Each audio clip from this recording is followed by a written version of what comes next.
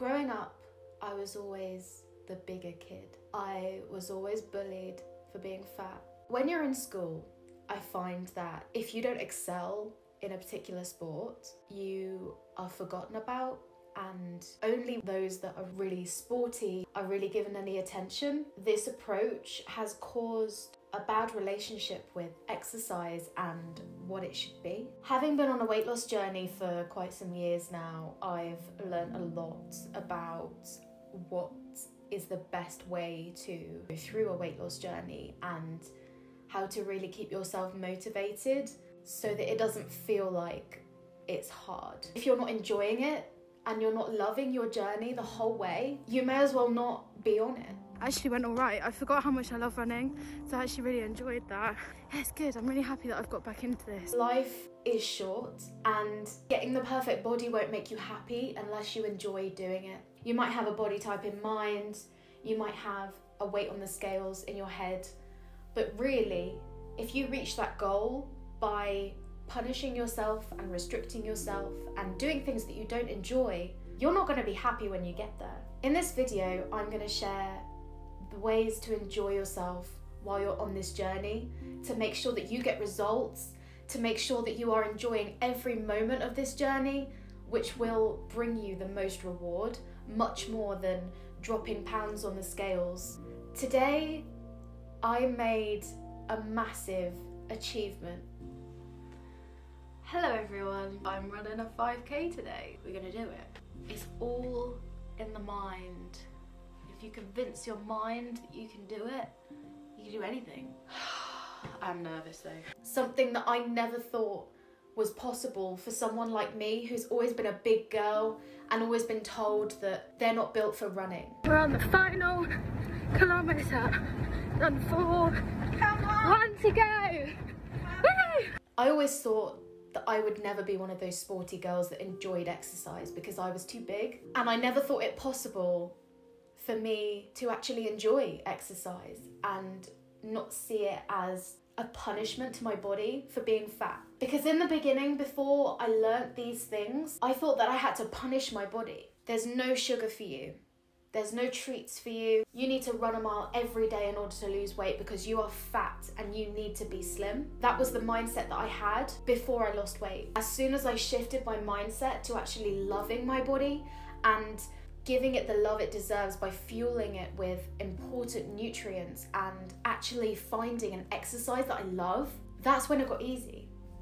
And that's when I found the motivation. Now I go to the gym 5 times a week, and as I said, I made an amazing achievement today. Today I ran a 5K and I raised money to save the whales. They're the reason I'm vegetarian. I can't tell you that feeling when I got off the treadmill and how unbelievably proud of myself I was. I legit cried. I enjoyed it. I had fun. It made me so proud and so at one with my body, knowing that I did this on my own for no other motivation apart from saving the whales. I did it for no one else. I did it for me, and that felt absolutely out of this world. So I'm here to tell you that if I can do that, if I can run a 5K, if I can lose 5 stone and enjoy it, you can too. Exercise shouldn't be a chore. It should be fun. And I think this is the misconception that everyone throws around, that you have to run a mile a day for 30 days in order to lose weight, or you have to cut sugar out of your diet in order to lose weight. You have to cut carbs. All of these misconceptions are thrown around, and no one actually gives you that education of you need to find something that works for you and your body. So when I started this journey, I was 16 stone 10 pounds, which is 234 pounds.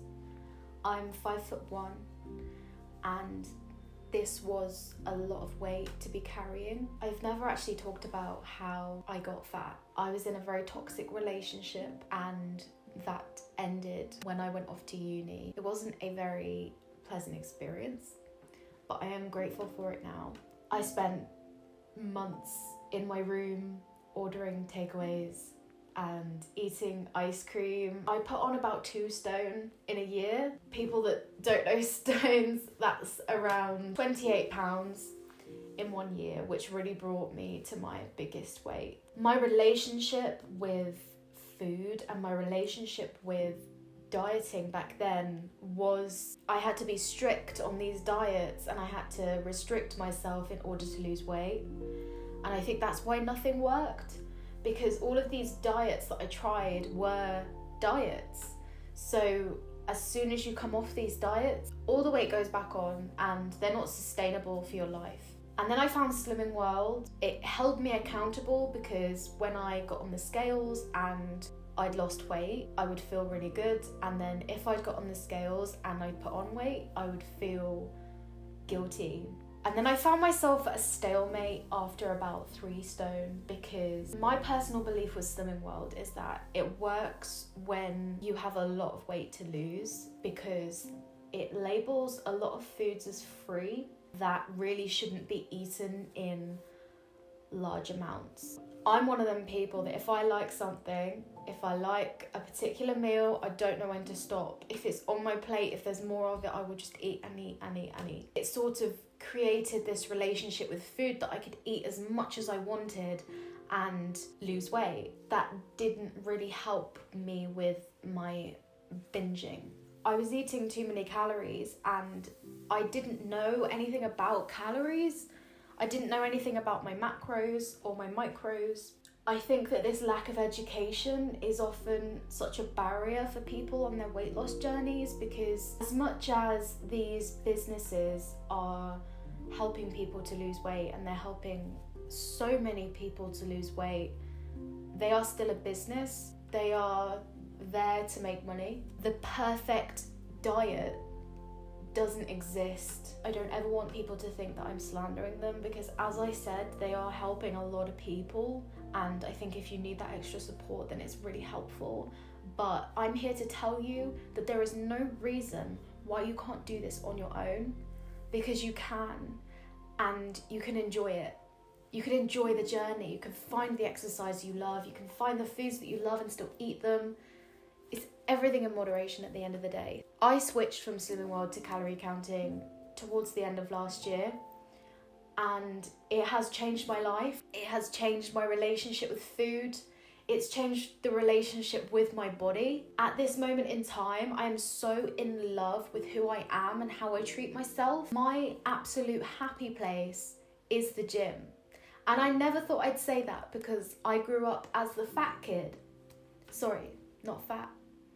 I grew up as a bigger kid. I always labelled myself as somebody that can't love exercise because I'm big. I can now comfortably say that the gym is my most favourite place in the world, because it gives me this next level euphoria that I cannot get anywhere else.